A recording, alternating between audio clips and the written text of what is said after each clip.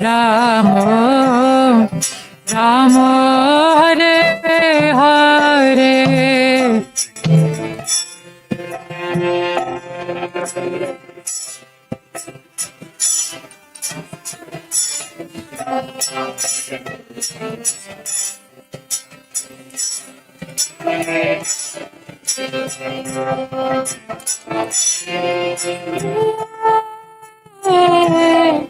Rama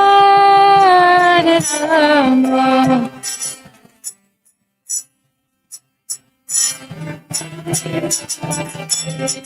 Hare Krishna Hare Krishna Krishna Krishna Hare Hare Hare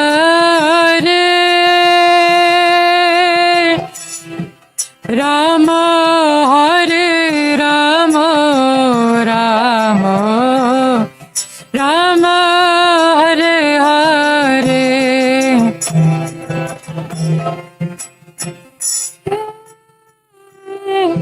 Krishna Hare Krishna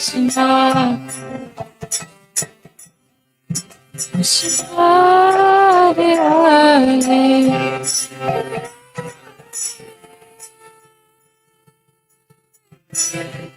Rama Rama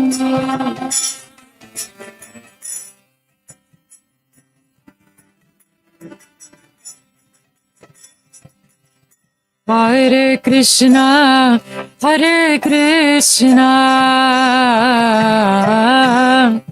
Krishna Krishna Hare Hare Hare Rama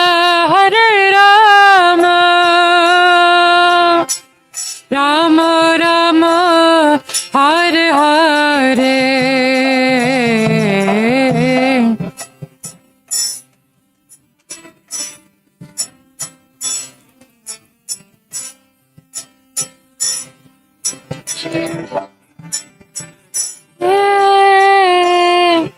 Hare Rama Hare Rama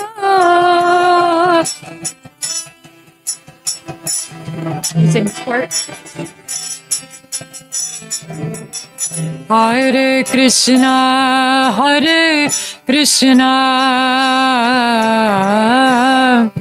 Krishna Krishna Hare Hare Hare Rama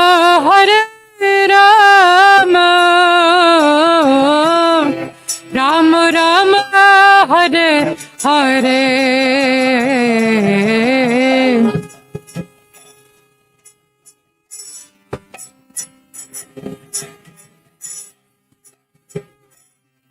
Hare Hare Rama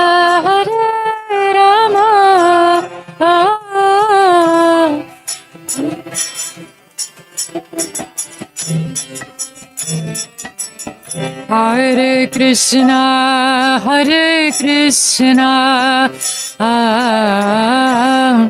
Krishna Krishna Hare Hare Hare Rama Rama Rama Hare Hare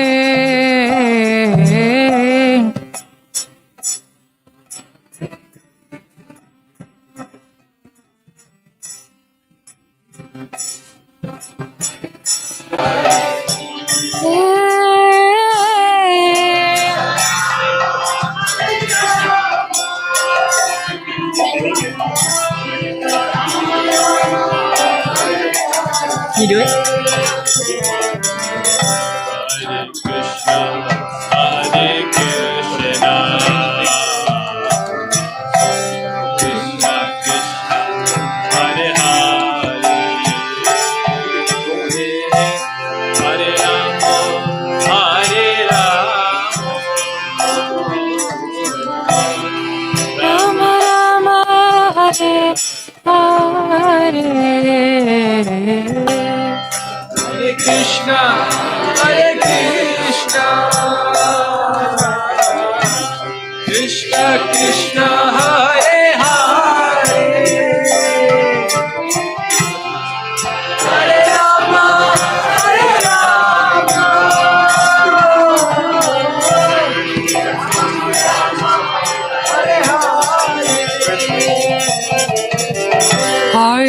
Krishna, Hare Krishna, Krishna Krishna, Hare Hare, Hare Rama, Hare Rama, Rama Rama, Hare Hare.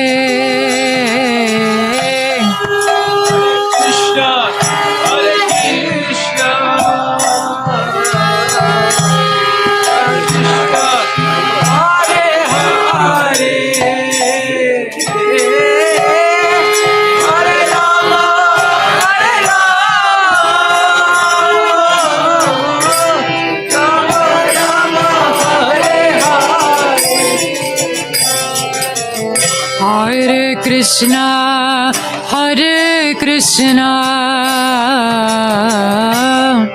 Krishna Krishna, Hare Hare, Hare Rama, Hare Rama, Rama Rama, Hare Hare.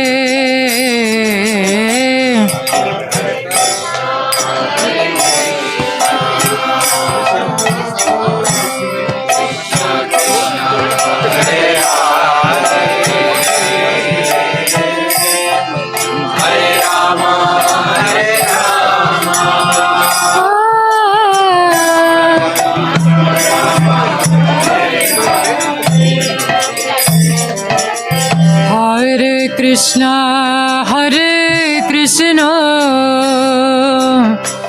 Krishna Krishna, Hare Hare,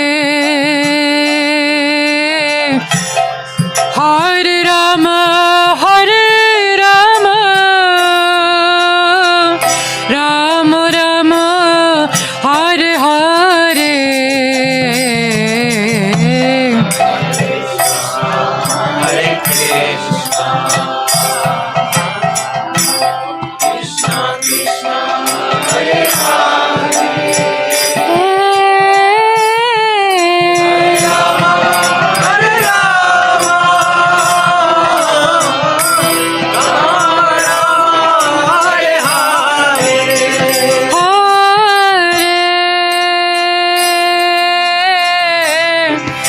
Krishna, Hare Krishna, Krishna, Krishna, Hare Hare, Hare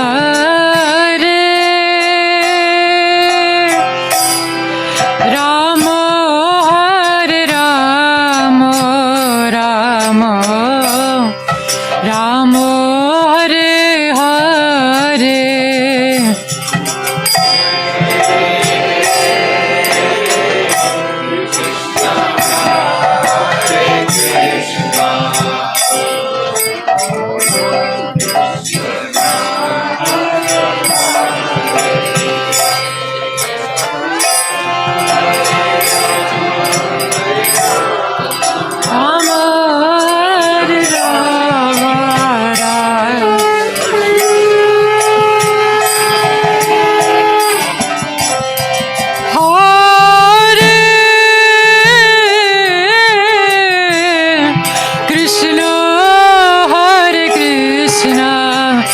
Krishna, Krishna, Hare Hare, Hare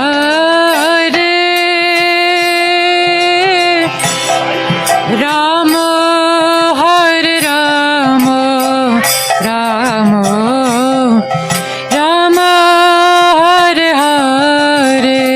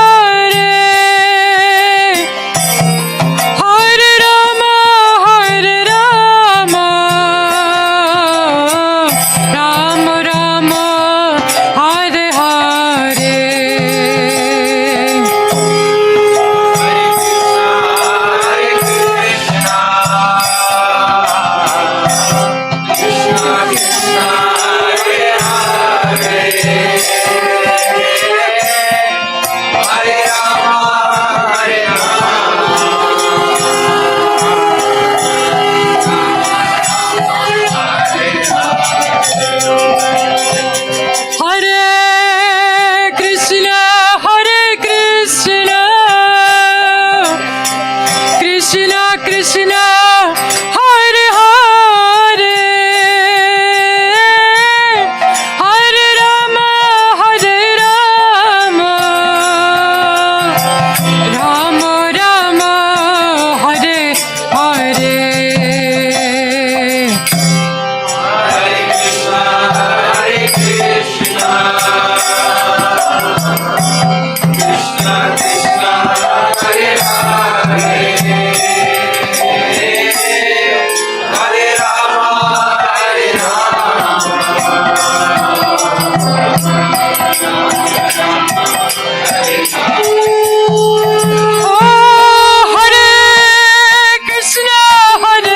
Krishna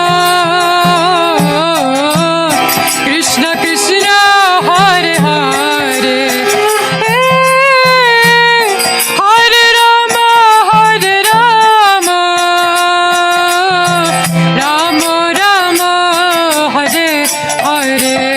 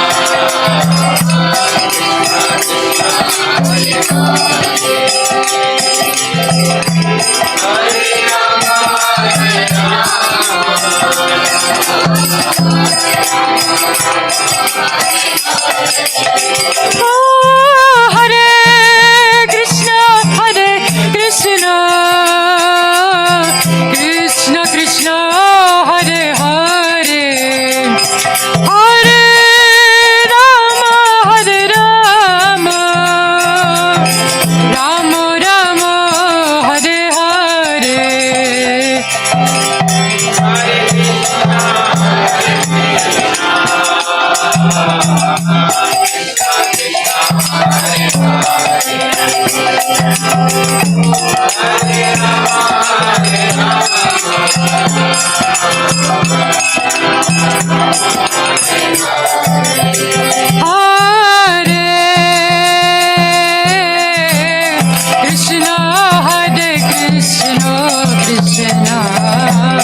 Krishna Hare Hare Hare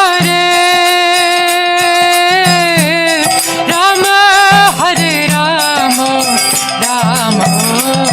Rama Hare Hare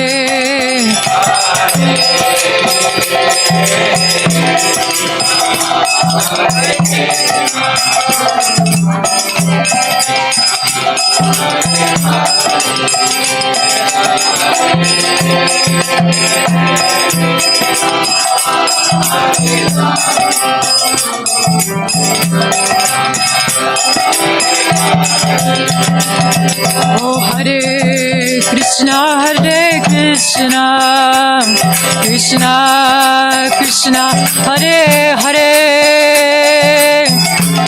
Hare Rama Rama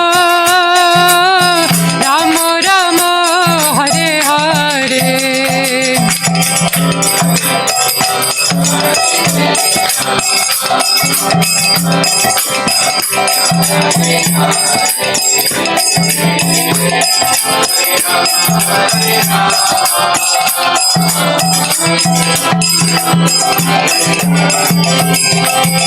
Oh Hare Krishna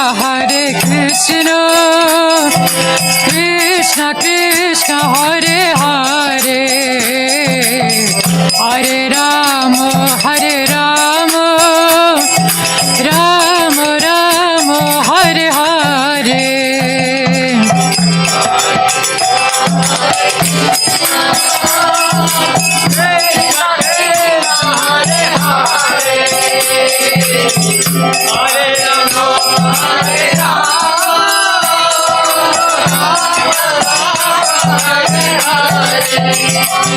Oh, Hare Krishna, Krishna Krishna, Hare Hare, Hare Rama, Rama Rama, Hare Hare.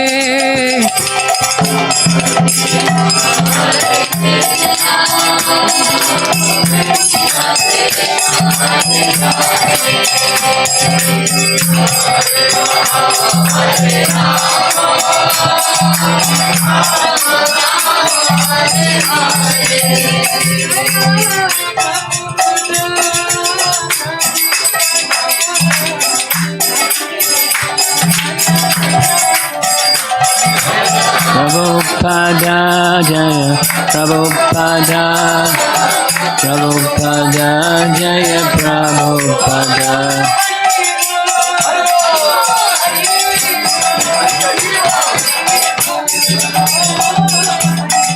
Nityai Gaura Hari Bo, Hari Bo, Hari Bo, Nityai Gaura Hari Bo.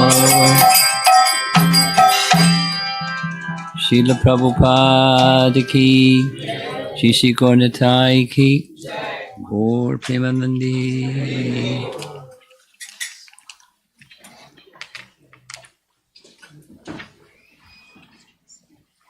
Sukadeva Goswami, Maharaj Parikshit, Narada Muni, Srila Vyasadeva, or Krishna-Dvaipayana Vyas. He's known by many names, and that's how we're going to begin, discussing various names that are standard names for addressing this incarnation of the personality of Godhead.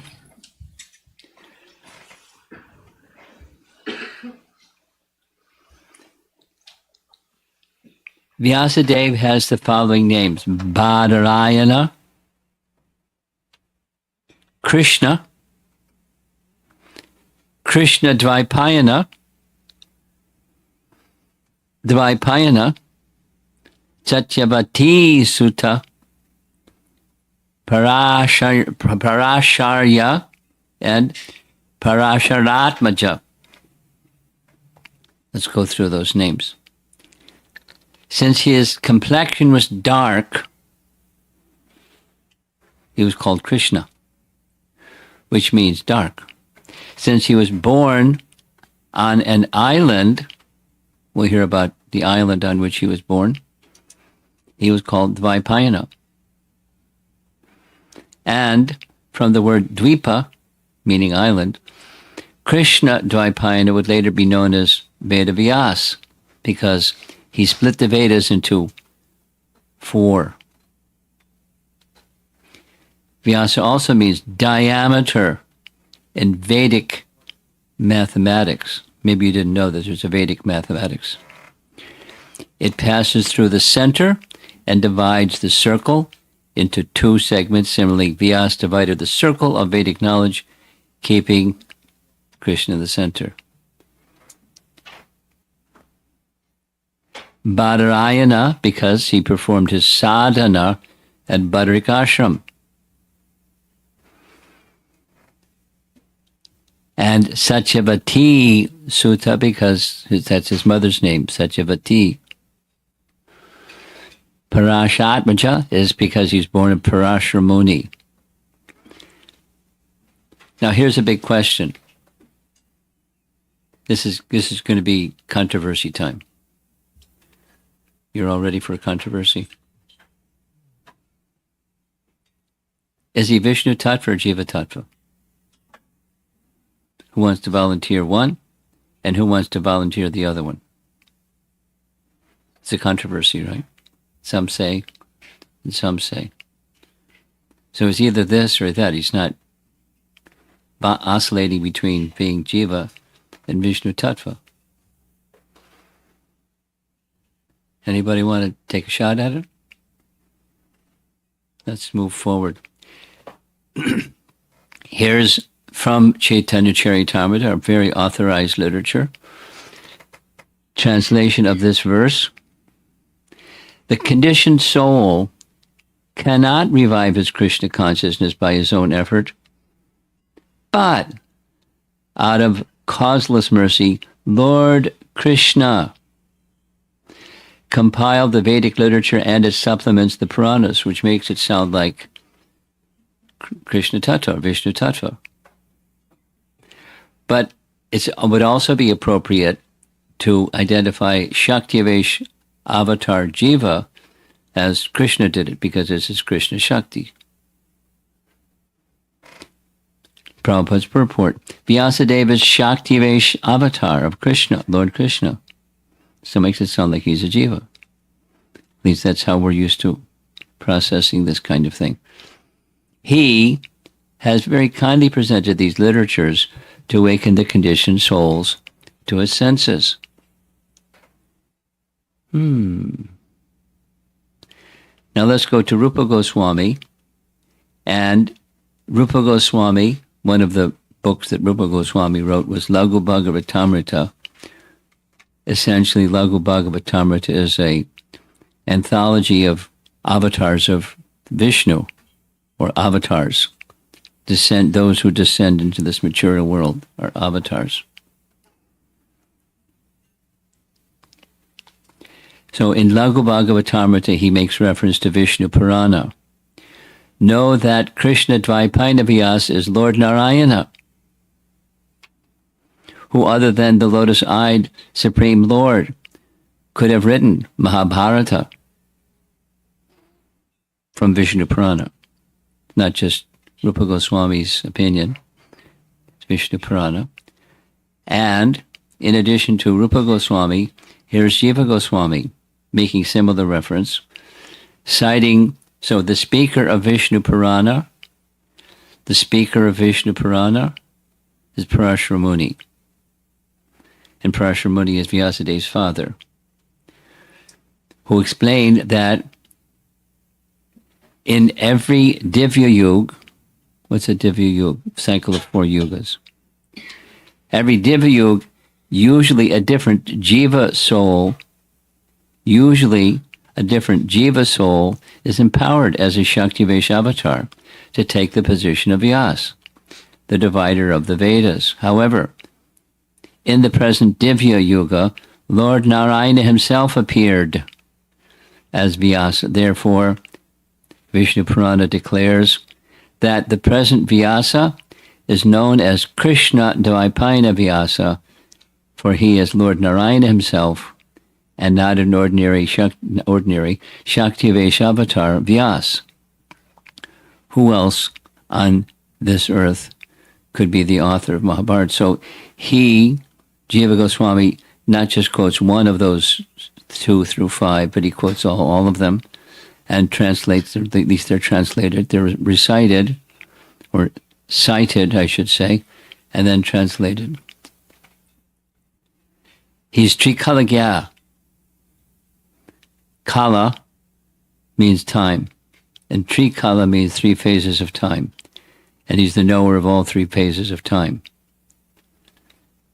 And in the 28th Divya Yuga or Mahayuga, during the reign of our current Vaivasvata Manu, Krishna Dvaipayana Vyas is holding the post of Veda Vyas. I'm pausing to look around the room and see if anybody's puzzled yet. No one's puzzled. Fantastic. So we're going to hear a little bit more about the cycles of the 4 yugas and how all of that works, and the Manus and the day of Brahma and all of that. So like Krishna appears once in a day of Brahma, Krishna appears once in a day of Brahma during Manu number 7 out of the 14 Manus, and not just during the 7th Manu, but the 28th cycle of the 4 yugas during this particular Manu of the 14, Vivasvata Manu, that's when Krishna appears. And that's when Krishna Dvaipayana Vyasa also appears. He appears in the same yuga cycle as Krishna appears, and as Chaitanya Mahaprabhu appears in the same. So this is like a super duper yuga cycle. This is like turbocharged yuga cycle. Number 28. Something magic about number 28. In Manu number 7 of the 14 Manus. So 3. Vyas, Krishna, Chaitanya Mahaprabhu. Boom, boom, boom. Further, Jiva Goswami, in the next section or Anucheda of Tattva Sandarbha, recites Skanda Purana. Says the same thing, just reconfirming what we already heard. Narayana, the personality of Godhead and greatest of mystics, descended to earth as the son of Parashara in the womb of Satyavati. In that form, Lord Hari himself restored the neglected Vedas. So it's pretty clear. However, there's the other yuga cycles of all the other Manus, including the rest of Vivasvata Manu, where it's not Narayana. So therefore there's some confusion. Rupa Goswami acknowledges the confusion or the difference of opinion in one of the verses of Laghu Bhagavatamrita, because Laghu Bhagavatamrita is citing the avatar forms of the Lord, and under the different headings, this one, Leela avatar forms of the Lord, he writes, in the scriptures it is said, the Sanskrit is up above, Apanta Apataratmana Muni became Dvaipayana Vyas. Is Vyas, it's just a translation of what he has in this verse, is Vyasa Jiva, who attained Sayuja Mukti, or he is an Angsa avatar of Vishnu. Some say is an Avesha avatar. So there's opinions floating around. And he's acknowledging there's opinions. Later, in the same Laghu Bhagavatamrita, he, in a chapter that's entitled Prabhava and Vaibhava avatars, in case you're interested in these matters, here's the reference. With the eye of the scriptures, the Prabhava avatars are seen to be of two kinds. The first kind is briefly manifest and not very famous. Among them are Mohini, Hamsa, and the Yuga avatars, beginning with Shukla. The second kind are authors of scriptures. Generally, they are great sages. Among them are Dhanvantari, Rishabha, Vyasa, Dattatreya, and Kapila. Now, in this list, the great sages, they're forms of the Lord. Is Rishabdev an incarnation of the personality of Godhead? The answer is yes. Is Dattatreya an incarnation of of Vishnu? Partial incarnation, yes. Kapila Dev, is he an incarnation of Vishnu? Yes. Vyas' name is listed there. Dhanvantari, yes. These are incarnations. And they leave scriptures, generally speaking, or teachings with scriptures. Among the other, this is now similar reference from Chaitanya Charitamrita, among the other Prabhavas, who are not very famous according to material estimation, Dhanvantari, Rishabh, Vyas, Dattatreya, Kapila, which is different than what is said up above. The Vilas forms are 6 in number. Incarnations are of the two varieties, Shaktivesh and Angsa Vesha, partial incarnations. These incarnations also come within the category of Prabhava and Vaibhava. Now, if you don't understand all that, it's quite okay. Don't ask me to explain it because I don't fully understand it either. But it's just scriptural reference to indicate a response to the question, what's his category? So summarize. Commonly, every cycle of the 4 yugas, somebody takes up the service of performing the function at the end of Dwapara Yuga before Kali Yuga begins. Because when Kali Yuga begins, it's people have bad memory, etc. And so for those that have a bad memory, Prabhupada's teaching, if you want to remember something, write it down. That's a good one to remember. Or get your computer and out and write it down in your computer. Because otherwise it's really easy. Some people have good memories. Most of the rest of us don't. Some people have really bad memories. So write it down.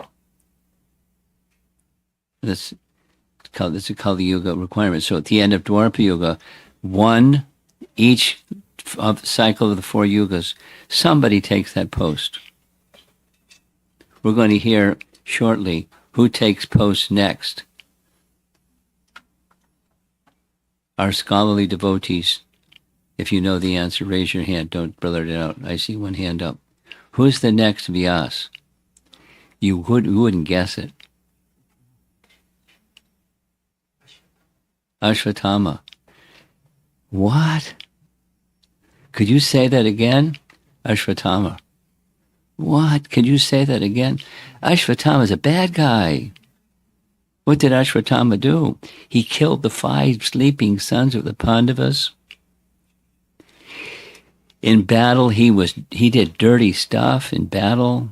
He was the son of Dronacharya, the son of a Brahmana, but he was a Brahmabandhu.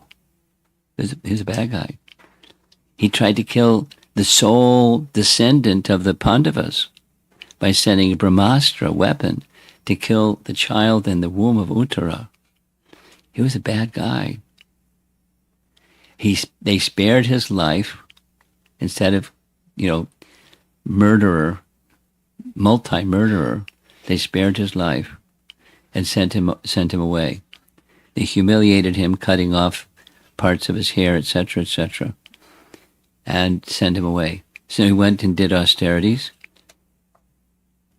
And next time around, in the 4 yuga cycles, Vyasadeva. Wow. So there's hope for all of us, Prabhus.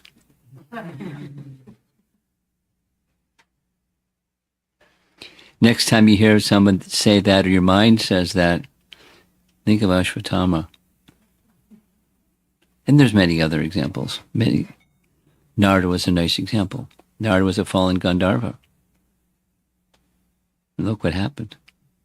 So there's hope for all of us.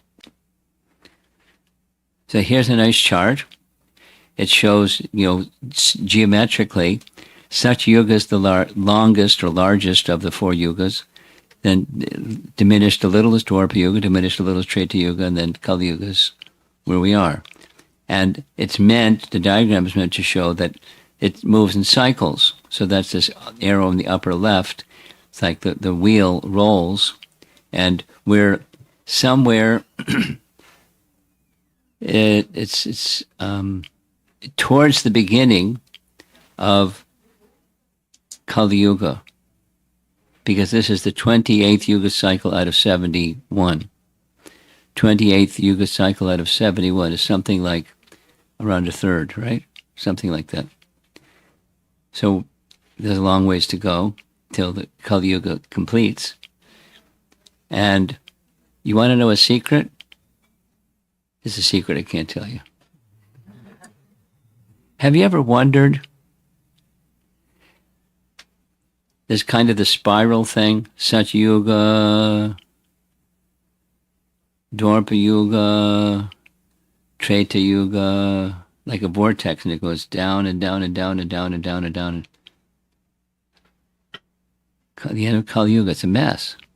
How does it go right back up to Satya Yuga again? You ever wondered that one? You understand the question? Do you understand the question? I'm looking at you. Don't look over your shoulder. You understand the question? Well, the other of you, looking, both of you, but look, this girl behind you. Do you understand the question? What's the answer? If you don't know, you say, I don't know. Okay. Would you like to know? How about you? You'd like to know? Two answers. Vyasadeva, who is residing not just in Badrinath, but Upper Badrinath. There's this detailed description from Madhvacharya went to find him. Madhvacharya went to get his commentary on Vedanta Sutra or Brahma Sutra verified by Vyasa. So he went all the way, higher dimensional Badrinath into an ashram. It's described in the biography of Madhvacharya. It's otherworldly. It's better than heaven. It's his ashram. It's divine, not just celestial. It's divine. So he went there. So Vyasa resides there and is doing his what he does. So it's his tapa and teachings and everything. And he descends from that upper realm and comes down and helps lift the rock bottom Kali Yuga up. The detail of how that happens isn't described, but he's one. And then the other is the Saptarishis. Who are the Saptarishis? There's another thing to learn, right? Saptarishis. What are the Saptarishis? Well, we visited their place in Haridwar. And without all the detail, because it was one full class just discussing who they are and what they do, one of the things they do, they're appointed functions each time there's a change of manu. You know, it's like when an elected president comes in, that he appoints his cabinet.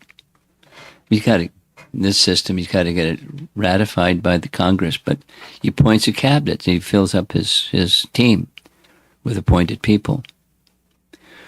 So Manu does the same. Each time there's a change of Manu, he populates the whole structure, different devas, and the Saptarishis. They live for a long time. 71 Divya Yugas, that's a long time. Phew. It's a long time. And they descend at the end of each Kali Yuga to bring it back up to Satya Yuga, along with Vyasa. Teamwork. Exactly how they do what they do, it doesn't say. I don't know. But that's a function. That's how it goes back up. So in one day of Brahma, see on the screen, that's one kalpa, one day of Brahma, 1,000 yuga cycles. So it's not exactly, you divide 14 into 1,000 and you come up with 71 divya yugas or chatur yugas. But it's, there's junctures in between each manu called the sandhi. Anyway, without all the math, that's the numbers. And we are presently during the reign of 7th manu, 28th cycle of the 4 yugas. These three personalities appear: Vyasa, Krishna, Chaitanya Mahaprabhu. Lord Krishna appears once in the day of Brahma, same time. This is references Chaitanya Charitamrita Adi Lila. Now here's a little detail. What about the other? During the reign of each Manu, there's different Vyasas. So in the very first Dwarpa Yuga of Vaivasvata Manu, it was Swayambhuva Manu who performed that function. When, that is to say, when Dwarpa Yuga came along and Kali Yuga was about to begin, and he did all that dividing. He did the function. The second cycle of the four yugas, it was Manu, or Prajapati Manu. The 24th, this is interesting. When did Ramchandra appear? Answer, 24th yuga cycle of our present Manu. Krishna appeared at the 28th, and Ramachandra appeared on the 24th. So it's a big bunch of time. It's not just the previous Treta Yuga.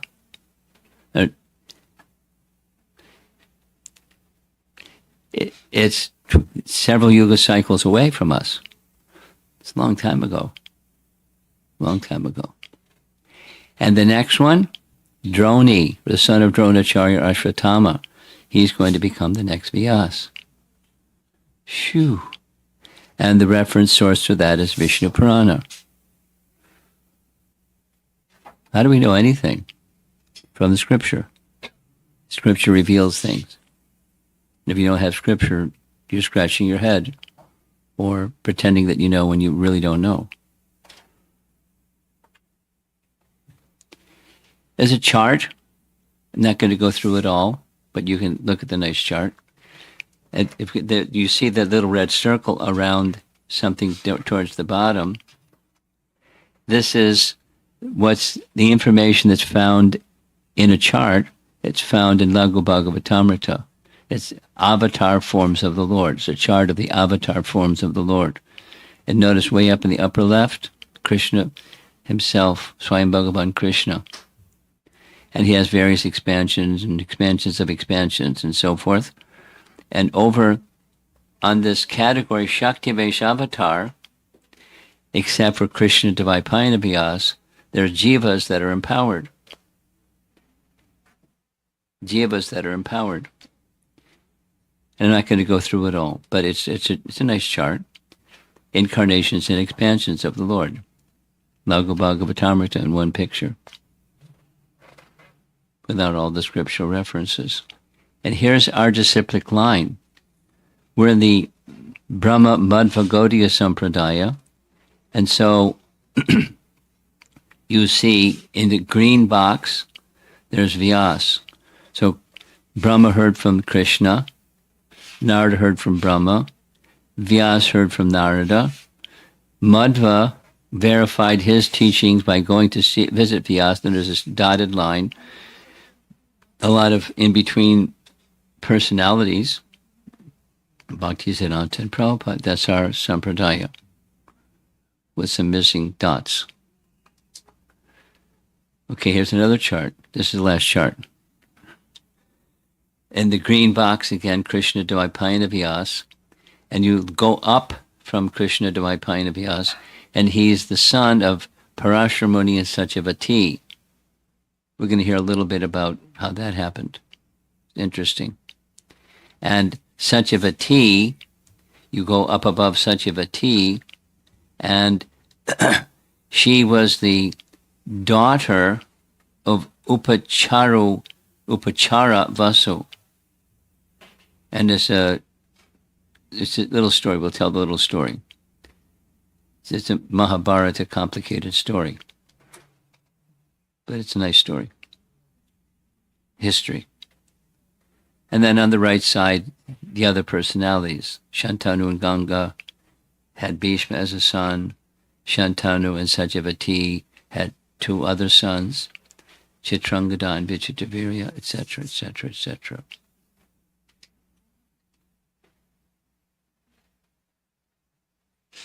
At the bottom left, we're going to just touch it on it again. We did it at the very beginning, very early stage. Shukadeva Goswami was the son of Vyas and the daughter of Jabali. Jabali is an important Muni. We don't hear so much about him, but he's mentioned again and again in the Puranas.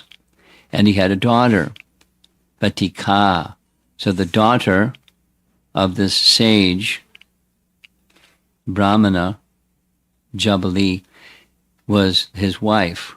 And according to the Bhagavatam, There's different sources. We heard the different sources. Their son was Shukadeva Goswami. So here's a little bit repeat of what you've heard already. Different days of Brahma, Kalpa Beta.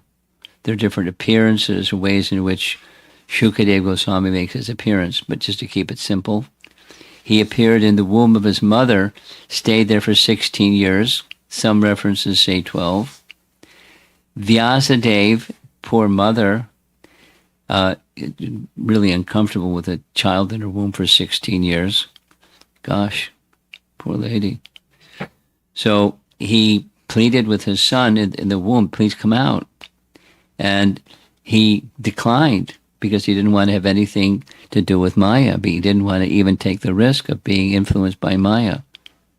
He assured him, Vyasadeva assured him, and the child, somehow the voice came back from inside the womb, no, you're a householder, you're attached to family life. I don't trust it. So Vyas traveled all the way to Dwarka, explained to Krishna the problem. Krishna came all the way, as you see in the painting, in the bottom on the right. Krishna came, and he promised, and the child came out and immediately left. Now there's reference, as a detail, Bhagavatam, Canto 9, Chapter 21, makes mention in the verse of a duplicate Shukadev, because his father wanted a son who would produce sons. So according to this 9:21-25, there's a description in the purport, it's not directly in the verse, that an expansion of the original Sukadev entered into household life. And two reference places, Kramasandarbha. You like details like this? Yeah? Good for you. If I gave you a quiz at the end, you can remember any of this? Maybe. Some of it. Some of it. You also? Probably not. Me too.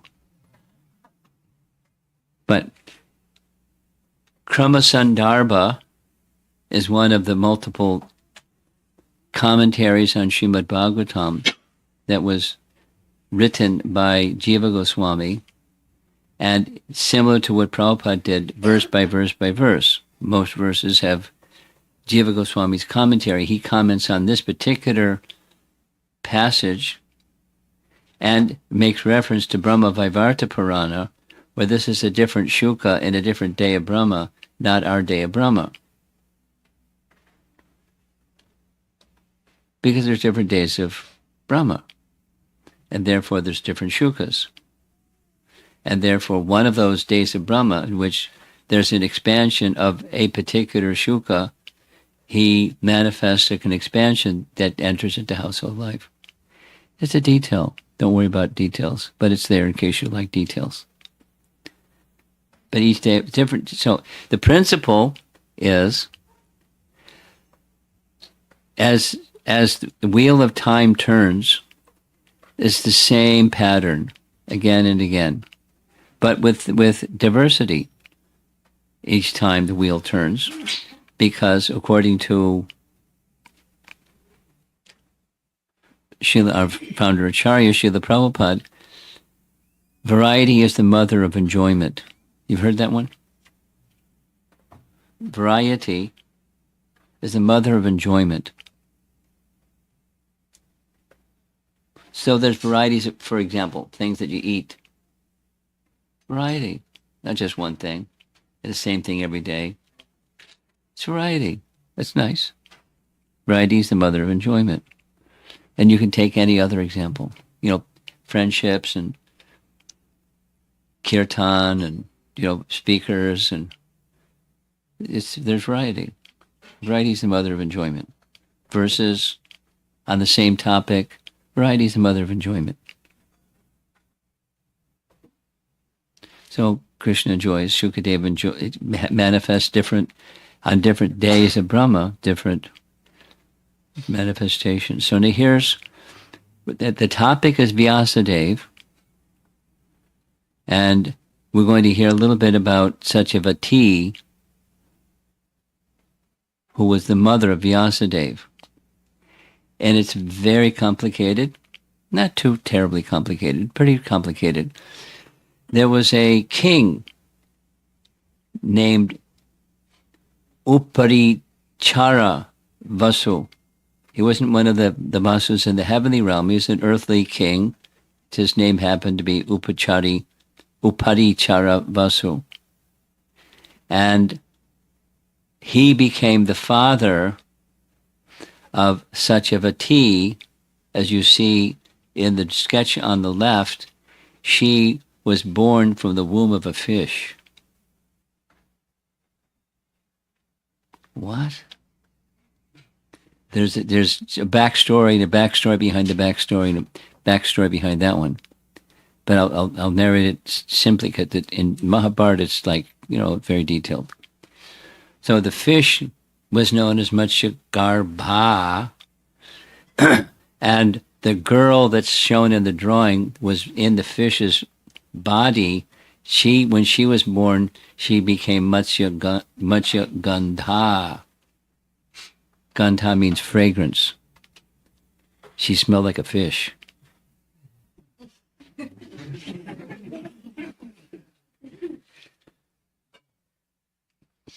Here's what happened. This is the story behind the story. There was a king, and he was given a gift by Indra. He was such a celebrated king that he had a crystal chariot. They could fly around in the sky. Therefore, Upari Chara. He traveled around in the sky in this crystal chariot given to him by Indra. That's how he got his name. He had a queen, and he was the king of Chedi, and his wife was Girikar. And the painting is meant to show that's the two, and very attracted, attached, kind of like ridiculously in love with one another. And so they had this idea, they wanted a qualified child, qualified son. So there's a description of what they did to prepare their consciousness so that on the day where she was most likely to conceive a child, her consciousness would be in the highest place and his was in the highest place. And they were anticipating and anticipating and anticipating. And on the very evening that they were to have union, something happened. Some ancestors, doesn't say live or otherwise, some ancestors approached Uparichara and asked him for some service. The service they asked him for was to go to the forest and capture some wild animals that we could use in a sacrifice. So he was a good king. He placed duty above his own desire. So he went to the forest on the very evening that he was to have union with his wife and to produce a nice child. But he became so enamored with thoughts of his wife that he discharged semen involuntarily. The semen was captured on a leaf. He somehow, listen to this detail, he managed to have a conversation with a hawk, hawks that talk. And he requested the hawk, take this leaf to my wife. She can ingest the leaf that has semen on it, and then she can become pregnant. Because that was their plan. So as the hawk was flying, another hawk saw hawk number one flying, and they thought it was some meat, so they started this big battle. And as they were doing this big battle in the air, one hawk and another hawk, the leaf fell.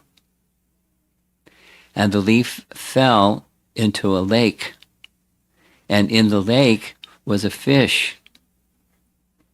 And the fish happened to be an apsara who was cursed to become a fish. So that's the backstory behind the backstory. An apsara received a Brahminical curse that she should take birth on earth as a fish. Now, she took birth on earth as a fish in the river Yamuna, and the fish saw this thing dropping from the sky, and the fish swallowed the leaf and the semen, and the fish became pregnant. It was a male fish. Matsyagarbha. The fish had a nice name. This gives her name, the Apsara's name. So in course of time, 10 months later, the fish was pregnant. I don't know how normally gestation for a fish is, but 10 months later, the fish was caught by a fisherman. And when the fisherman went back home and started opening the fish to take the fish meat to the marketplace, when he opened up the fish, much to his surprise, there were 2 human children inside the fish.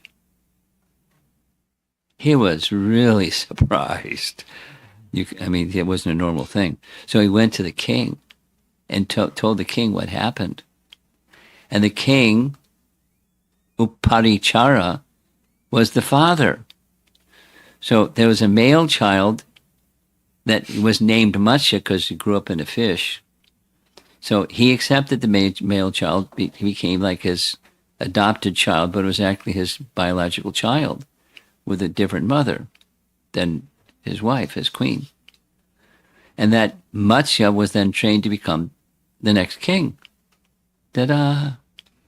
And the female child smelled fishy. So he, the king, gave the female child back to the fisherman and said, "You take care of her." So he did.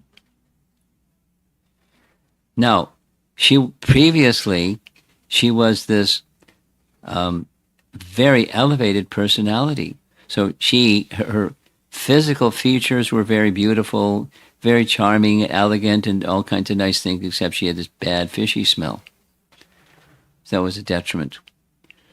So there we see the image again. And her father, the fisherman, had this bright idea. And the bright idea was, my daughter, as she grows up, she can take the occupation of conveying people across the river Jamuna by boat. She will become a boat woman. And the day may come when she conveys a sadhu, and she may get blessing from a sadhu, and her life will become benefited by getting the blessings of a sadhu. So how is she, as lowly person, born from the body of a fish, going to get mercy other than some special arrangement? So that was his thought process. So that's what she did. She engaged in conveying people across the river, but just there was a problem. She smelled bad. Very strong, bad fish odor. So this is now from Mahabharata Adiparva. One fine day, lo and behold, Parashar Muni wanted to cross the river.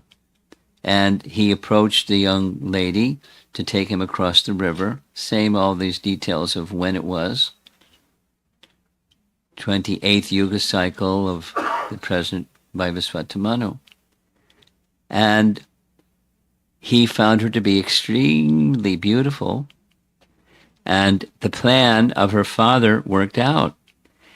So as they were crossing the river, he did some astrological calculations, and Vyasadeva concluded from his astrological calculations, at this very moment while they're crossing the river, this is a time when the personality of Godhead is going to appear. Narayana is going to appear. And so he made a request in the middle of the river Jamuna of Satyavati, you become the mother and I'll be the father. And she had some hesitation. You can see from this painting, there's going to be lots of people watching and how we can do what you're suggesting. No problem. I have mystic powers. I'll create an island, a dvipa. And I'll make fog all around the island so no one can see what's going on the island. And then she said, well, yeah, but I'm not married. And if I'm pregnant, then how do I explain my pregnancy? He said, no problem. The child that you won't lose your virginity, and the child that will be born will be in an adult form pronto. That's not how children are normally born anyway, but he's an incarnation of the Supreme Lord. And if you accept this proposal, then I make you this pledge that your bad fishy smell will go away. And so she consented. Her bad fishy smell was taken away. It was replaced with a fragrance that spread for 8 miles. Big switcheroo. So she's a beautiful young lady, unmarried, and now she smells good too. And something happened between her, Satyavati, and the king. Who was the king? Santanu. You know the story. Bhishma Dev. We're going to tell the Bhishma Dev story later, so I'm not going to spoil it. Stay tuned for the Bhishma Dev story.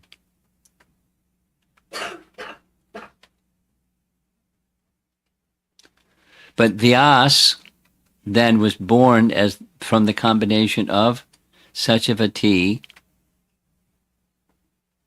and Parashara Muni. So Parashara Muni was the father, Satyavati was the mother.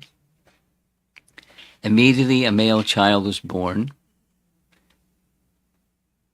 And an adult stature already, something like Krishna did when he appeared in the prison house of Kamsa, right? When Krishna appeared, forearm formed, right? Then Devaki said, can you assume a form of a child? Whoop, little form of a child. But he first big. So Vyasadeva was already big. And he made this commitment to his mother. I'm going to go now and go perform austerities. But if at any point in the future you'd need me, just call my name. You know, Krishna. Krishna's there. Lord Nityananda. Lord Nityananda's there. Yeah, any name you like. Immediately the Lord is there. Vyasa. Vyasa, he came. She needed him, and he came. We'll hear going forward. Stay tuned. Next couple of days, we're going to hear about Vyasa making a return when Satyavati needed his help.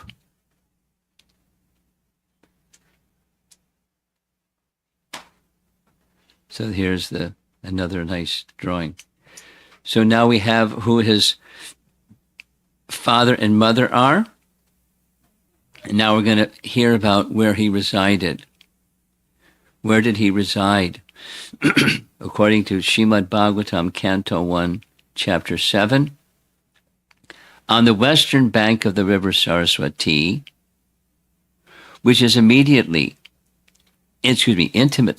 related with the Vedas, there's a cottage for meditation at some Prasa, which enlivens the transcendental activities of the sages.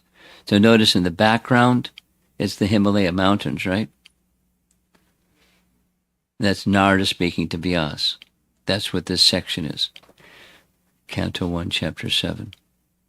For spiritual advancement of knowledge, a suitable place and atmosphere are definitely required. The place on the western bank of the Saraswati is especially suitable for this purpose, and there is the ashram of Vyasadeva at Samya Prasa. Srila Vyasadeva was a householder, yet his residential place is called an ashram. So that's where he resided. We visited the place. It's way, way, way, way, way, way, way, way up in the Himalayas. And the reasons for his appearance are also discussed. This is one of the reasons, because this is Krishna's appearance, mentioned in Bhagavad Gita chapter 4. Yada yada hi dharmasya. You know the verse? You do. Can you recite it?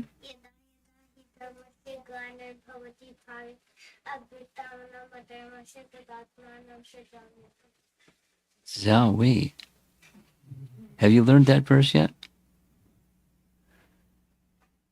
Learn from her. She's a good teacher.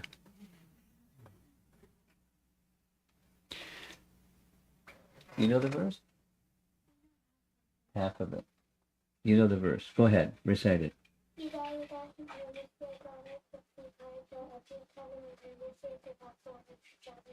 And here's the translation, in case you didn't know the meaning.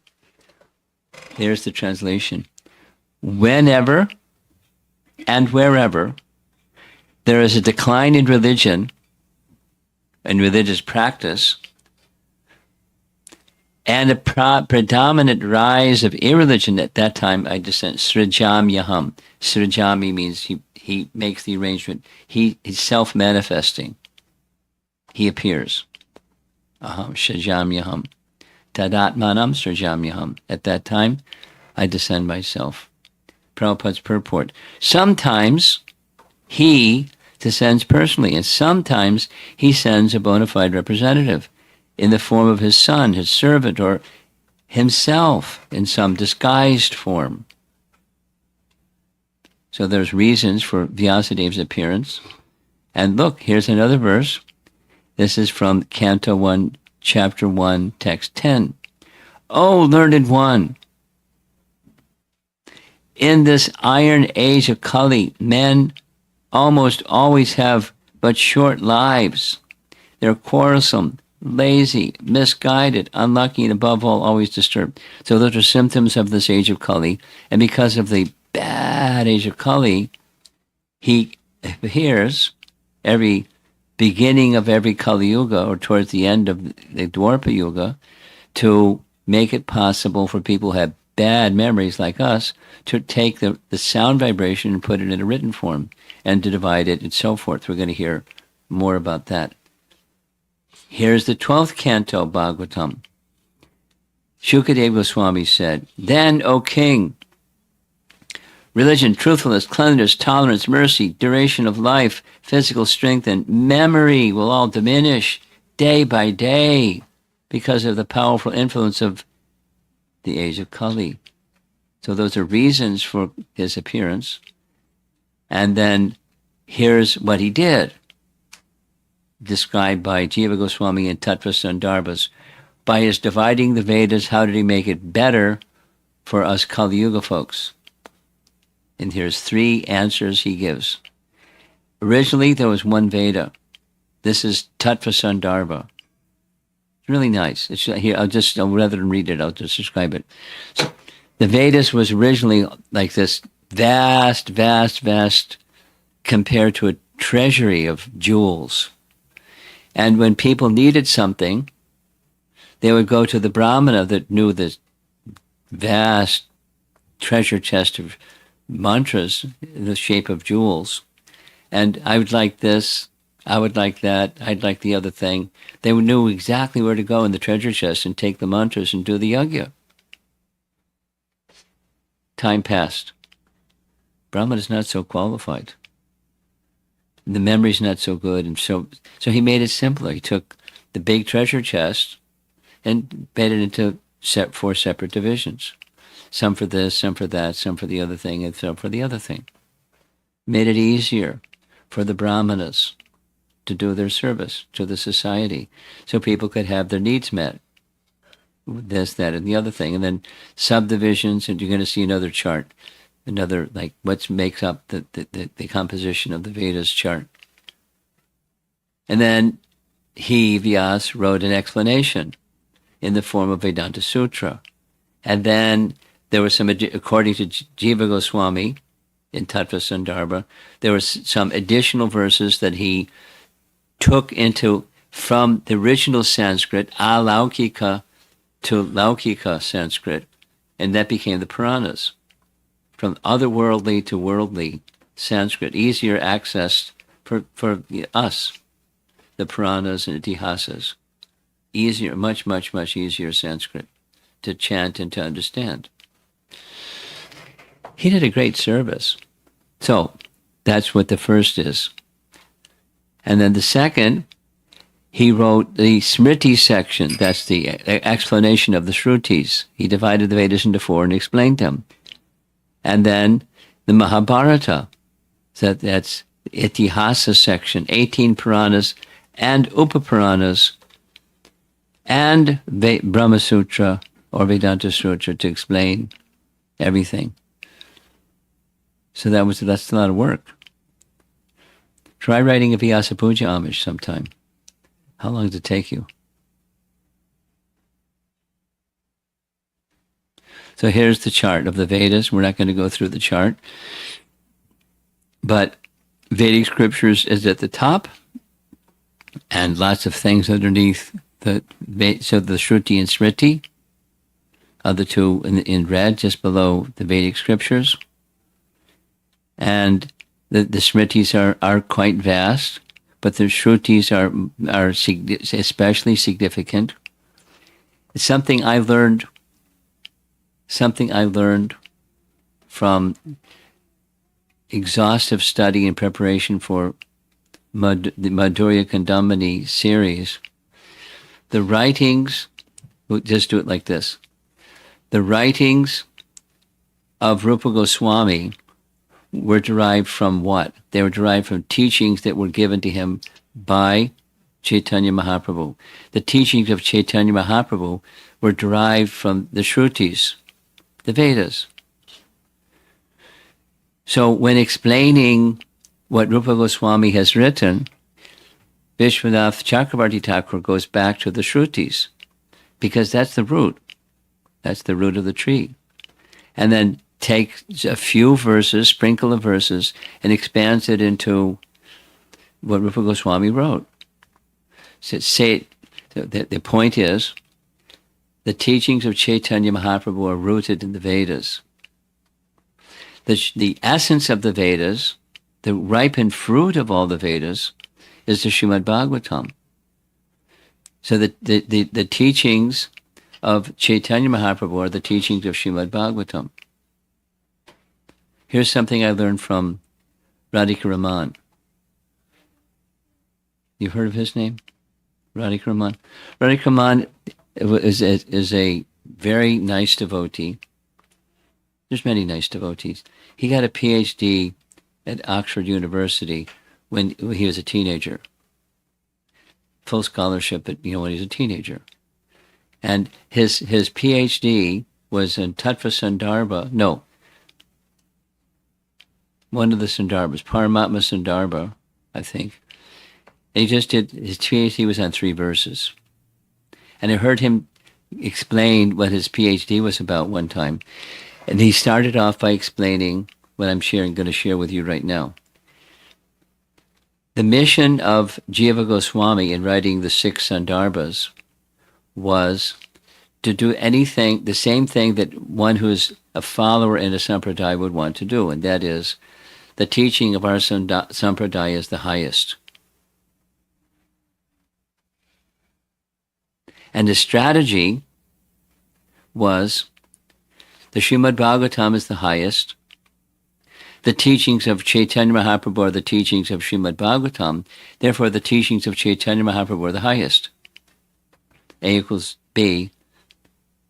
So B equals, it's the highest because A is the highest. Should I do it again? It's nice. It's just a nice picture. The picture is Jiva Goswami was super scholar, super, triple super scholar. And he wanted to glorify Lord Chaitanya.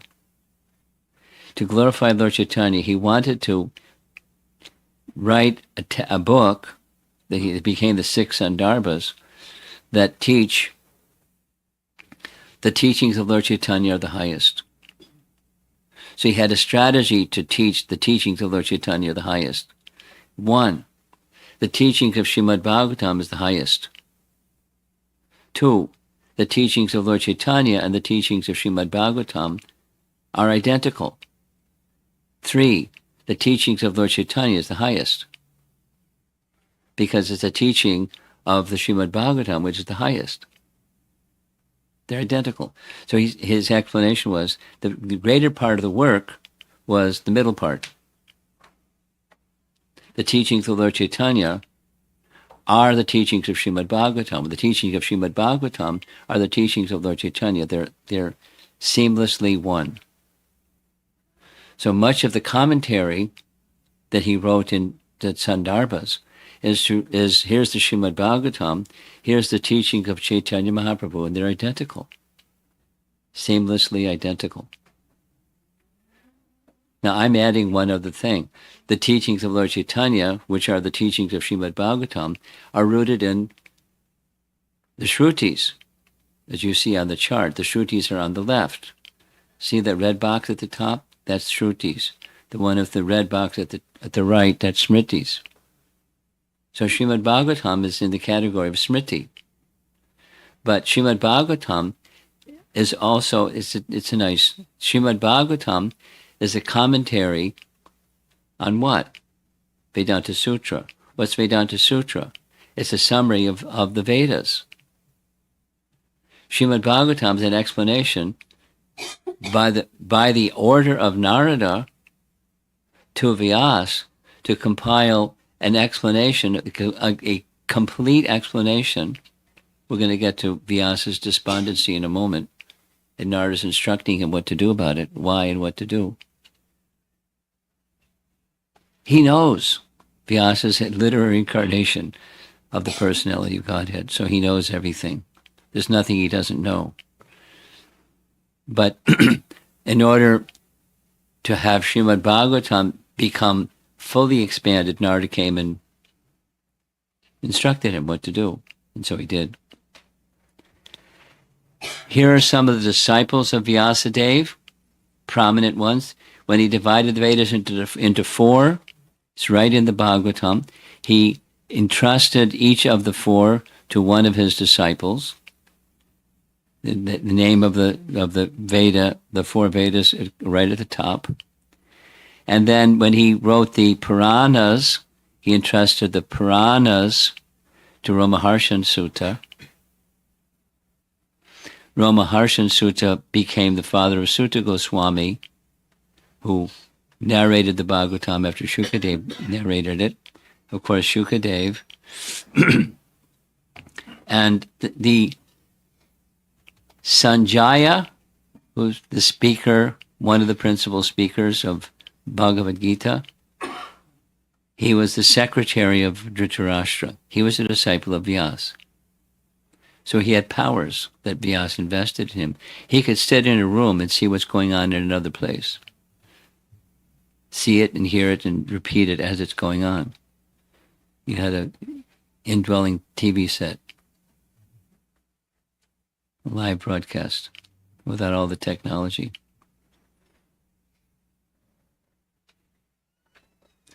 And this is where that reference is from, 9th canto, etc. The incarnation of Godhead Vyasadeva, rejecting his disciples, headed by Pila, etc., instructed Bhagavatam to me, because I was free from all material desires. Shukadev speaking. So here's a nice painting. This is on the right. That's Narada zooming in.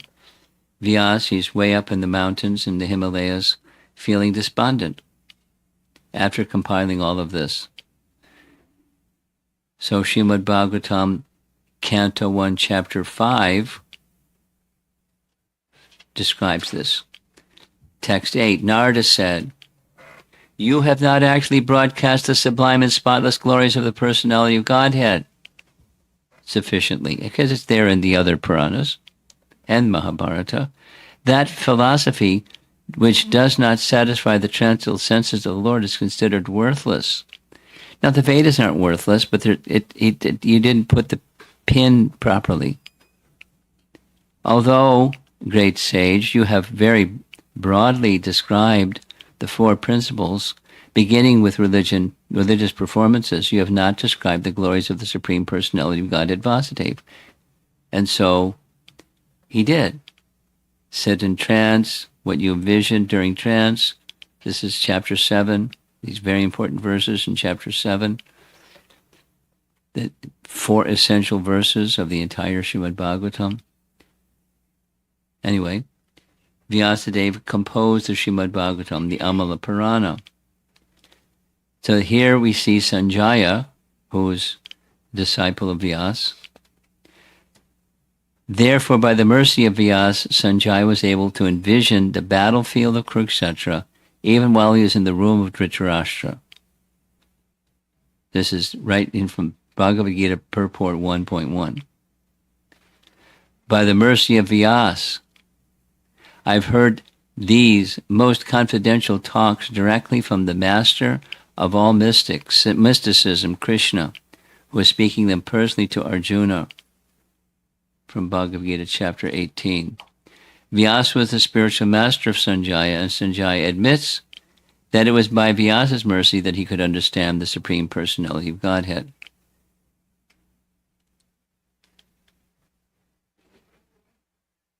So that we see the universal form on the right. I don't know if I'm going to read all this. Here's Krishna speaking about Vyasadeva from Bhagavad Gita. Of the descendants of Vrishni, that's the dynasty in which Krishna appeared, I am Vasudeva, which means the son of Vasudeva. And of the Pandavas, I am Arjuna. Of the sages, I am Vyasa. And among great thinkers, I am Ushana. Among ages, I am Satyayuga, the age of truth. And among steady sages, I am Devala and Asita. Among those who have divided the Vedas, I am Krishna Dvaipayana Vyas. And among learned scholars, I am Shukracharya, knower of spiritual science. So here's a little history. I touched on it. Here's a nice painting. This is Madhvacharya pictured on the right. He has this book in his hand. That's his commentary on Brahma Sutra or Vedanta Sutra. And he went all the way to upper, called Uttara Badri. It's in his biography. Satya Tirtha was told, you stay behind, I'm going to go meet Vyasa. But he was so attached to his guru, he told all the other disciples, you stay behind, he's going to go see Vyasa. He couldn't stay away from him. So he tried to follow him, but Madhvacharya, being a son of Vayu, he went so fast and leaps and bounds, and he couldn't keep up with him. Finally, he met, there's a very amazing description I mentioned already, of the ashram of Vyasa. And Vyasa confirmed everything. For 48 days before going to meet Vyasa, 48 days, complete fasting. We can't imitate Madhvacharya. 48 days. He made a second visit. The details are there in the history of his life. And when he went the second time, he was given a Shalagram Shila, known and today worshipped in Udupi, known by the name Ashta Murti. So Vyasa established ashrams according to different avatar forms of the Lord, with Krishna in the center. Very nice, huh? Now here's the same I've already mentioned. When Satya Yuga begins, again after each Kali Yuga, Vyasa descends and begins the Satya Yuga. Here's a statement about Vyasadeva and Gaura Lila. The biographer of Chaitanya Mahaprabhu's life, of course, there's Krishnadas Kaviraj, but before him, chronologically, was Vrindavan Das. And Vrindavan Das was an incarnation of Vyasadeva, also a friendly cowherd boy named Kushama Pita.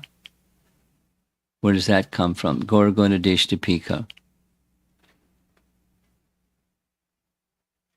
In other words, the author of Chaitanya Bhagavat, Vrindavan Das Thakur, son of Srivas Thakur's niece Narayani, was a combined incarnation of Vedavyas and the cowherd boy.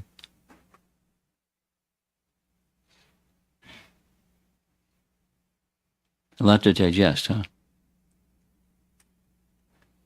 Now, how does that work? Is it had two souls in one body?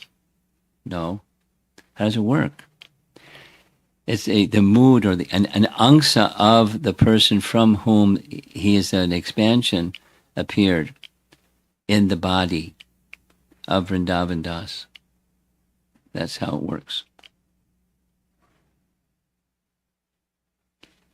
And in the future, we heard already from Vishnu Purana, in the future, Vyasadeva will be Ashvatthama.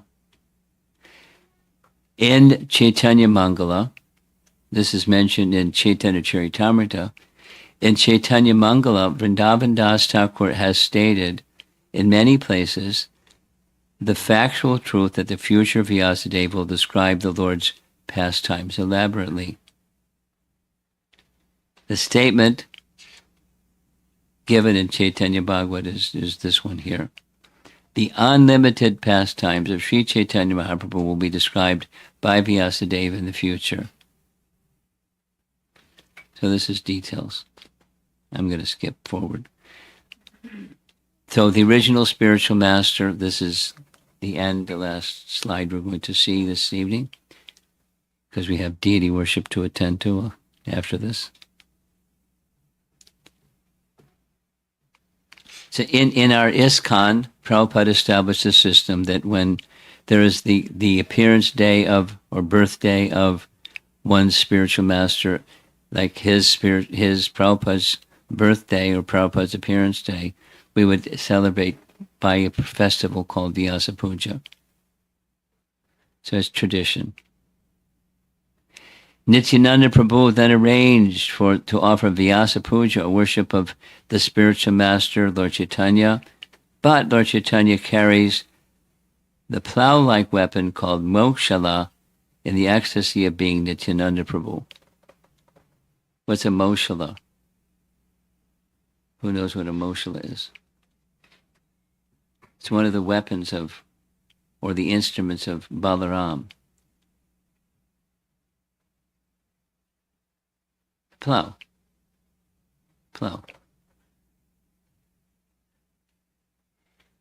Your child is very active and you're very tolerant. I don't know how you do it. But you remain very peaceful. That he's not making a bunch of noise. You're a good team. What's your name? Satyaraj? Rasaraj. Rasaraj. Yes? Wow. You going to become a nice devotee when you grow up? Are you going to grow up? You hope so, right? We're hoping that you'll become a nice devotee too.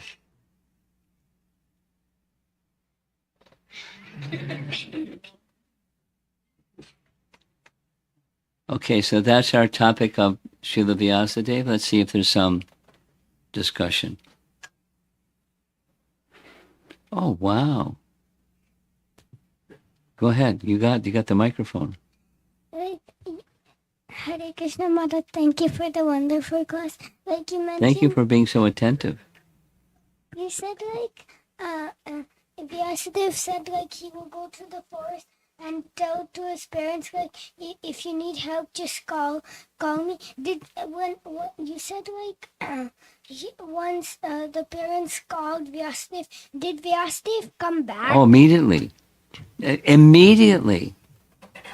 Satyavati was his mother, and she had a need.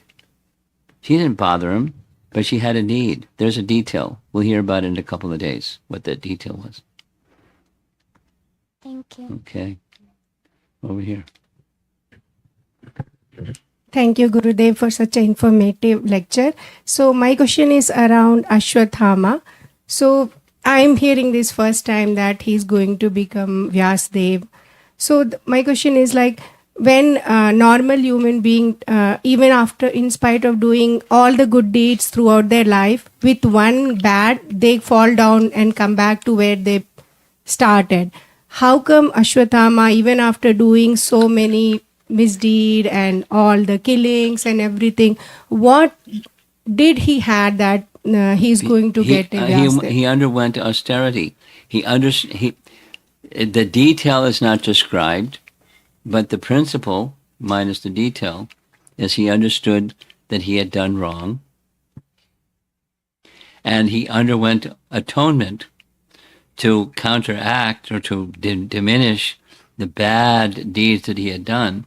And somehow it must have been that somewhere along the way he came in contact with someone that had lots of bhakti, and they bestowed some bhakti.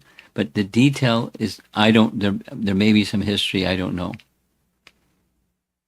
But atonement and association of devotees made for elevation. Yeah? Thank you, Gurudev. Anybody else? Yes.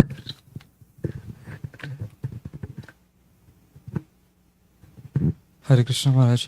So this concept where the post stays the same but the folks keep changing. Yes. I want to understand what's the best way to connect with them, because if for example if someone is a prime minister and if someone is like, now he's going to be next prime minister, but I'm not attached to the prime minister, I'm attached to the individual. So if a Saptarishi changes or someone else will become the next Vyas, I don't know how to think about them. Of course, I'll have utter respect for everyone. It's an empowerment for those persons that come next after our Vyas. There's some Shakti that's invested in that person. So it's the person, but more importantly, it's the Shakti invested from the Supreme Lord in that person to do X, Y, Z. So they're honored especially not because their personality or they dance nicely or they dress nicely or they're something. It's the Shakti that they're carrying. Bhakti, devotees are honored in part because they're spirit soul, and especially because they're carrying Bhakti Shakti. They're especially honored amongst all jivas for that reason. And then there's their personality and there's attachment. Thank you. Another question is like, in one schematic it was like time is cyclical and it's moving forward. Yes, correct. If you could comment a little more, cyclic nature is also like moving forward. Oh, like, yeah. So is there a reason why there are two things? I think it's cyclic. Well, I'm not sure what you're not clear about. So articulate your question better. It says time is cyclic, which Yes. I understand the yoga cycles, and it also says time is also moving forward. No problem. Why not? Why not? I think it's the same thing. Maybe I'm Okay. interpreting it wrong. Yes, you're right.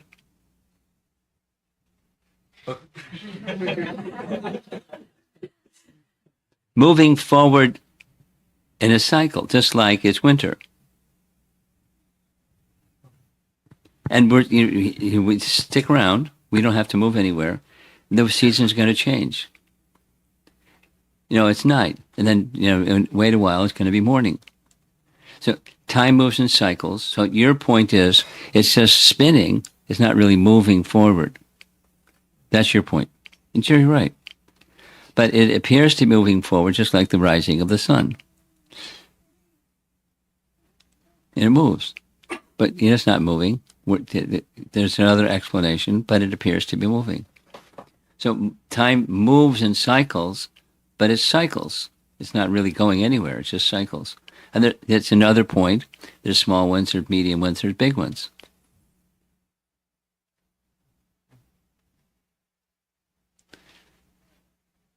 Rasaraj, you have a question? Okay, over here.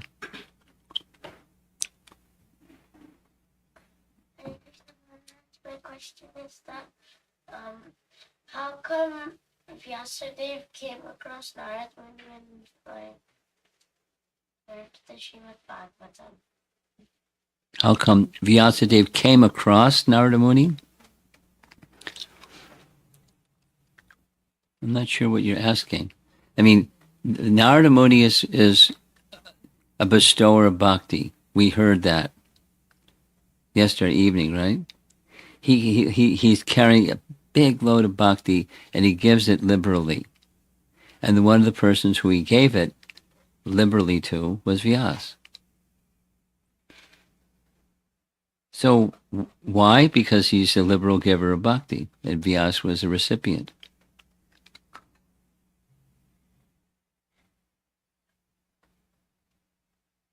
Did that answer your question? Okay, good.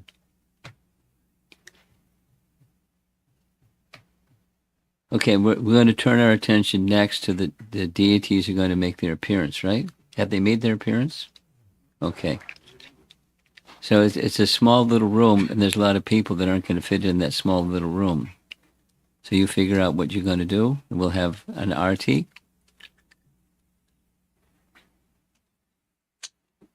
And it's already 17 after the hour. Srila Prabhupada ki. Shri Krishna-Vyasadeva ki. Gaur Premanandi.